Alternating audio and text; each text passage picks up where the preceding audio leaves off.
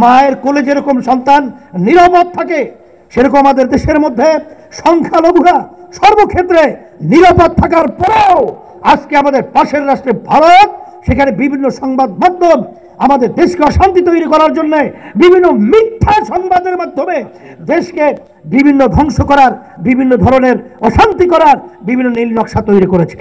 Double million offer Walton fridge কিনে পেতে পারেন 20 লক্ষ টাকা, রয়েছে কোটি কোটি টাকার নিশ্চিত উপহার। আজকে আমরা উদাত্ত আহ্বান জানাবো, আসেন আমরা সবাই একত্রিত হয়ে আমাদের দেশকে আগে রক্ষা করব, ইসলামকে রক্ষা করব, মানবতাকে রক্ষা করব, তারপরে আমরা ক্ষমতায় যাওয়ার স্বপ্ন আমরা দেখব। কিন্তু এগুলো সংস্কার না করি আমরা ক্ষমতায় যাওয়ার জন্য পাগল হয়ে গেছি। এটা অত্যন্ত দুঃখ। এই সুযোগে আজকে দেখছেন যে অন্তর্বর্তীকালী সরকার অল্প সময়ের ব্যবধানে বসতে পারে নাই, চতুর্দিকে শত্রুর ছায়ালাভ, সেখানে তাদেরকে আবার অশান্তি তৈরি করার জন্য বিভিন্ন পর্যায়ে আজকে ভারত এবং বিভিন্ন এই দেশ যারা ধ্বংস করার বিভিন্ন নীল নকশা তৈরি করেছে, তাদের ষড়যন্ত্র আজকে আমরা লক্ষ্য করেছি। এর সুযোগ কারা করে দিয়েছে আপনারা দেখেছেন। এ ব্যাপারে আমাদের জাতীয় ঐক্য করতে হবে, জাতীয় ঐক্য গড়ে তুলতে হবে। আগে হুব্বুল ওয়াতানি বিল ঈমান, দেশের আন্তরিকতা, মহব্বত এবং দেশের প্রতি আন্তরিকতা থাকে ঈমানের একটা অংশ।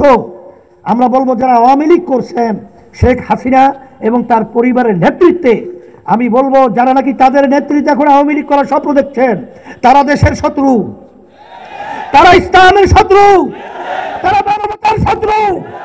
কারণ তারা ভারতের এজেন্ডাকে বাস্তবায়ন করেছে। শেখ প্রধানমন্ত্রী ফ্যাসিস্ট, তিনি বলেছিলেন ভারতকে যা দিয়েছি তা কখনোই তারা ভুলতে পারবে না। কিন্তু আপনি কি এনেছেন সেটা তো আমাদের বাংলাদেশের জনগণ শোনে নাই। তাহলে বুঝা গেল আপনি ভারতের জন্যই আপনি বাংলাদেশে এই মসনদে বসে ভারতের দালালি করতেছিলেন।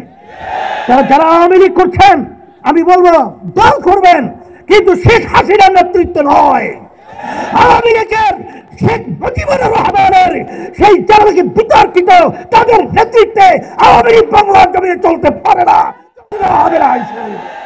সাথে সাথে আমরা নির্বাচনের ব্যাপারে বলেছি, 53 বছর স্বাধীনতার বয়স। আজকে দেশ যাদের যে নিয়মের মাধ্যমে নির্বাচন হয়েছে, এই নির্বাচনের মাধ্যমে ফ্যাসিস্ট তৈরি হয়েছে। এই জন্য ইসলামী আন্দোলন বাংলাদেশ সব রাজনৈতিক দল আমরা পিআর সিস্টেম নির্বাচন প্রবর্তনের জন্য আমরা দাবি তুলেছি। পিআর সিস্টেম আপনারা জানেন, প্রায় 91টা দেশ তাম দুনিয়ার ভিতরে এই পদ্ধতি রয়েছে। আজকে পিআর সিস্টেমের মাধ্যমেই এই দেশে জাতীয় একটা সরকার গঠন হবে এবং এর মাধ্যমেই বাংলাদেশে আমরা সবাই একত্রিত হয়ে সুন্দর দেশ গড়ার একটা প্রক্রিয়া তৈরি হবে। আর এক শ্রেণীর তারা এককভাবে ক্ষমতায় যে আবার ফ্যাসিস্ট হবে, আমাদেরকে জুলুম করবে, আমাদের মাথায় নূর রেখে বড়ই খেয়ে টাকা বিদেশে পাঠিয়ে বেগমপনা তৈরি করবে, বাংলাদেশের জনগণ দেখতে চায় না, বাস্তবায়ন হতে দেবে না ইনশাআল্লাহ। এই আশাবাদ ব্যক্ত করে আমি আমার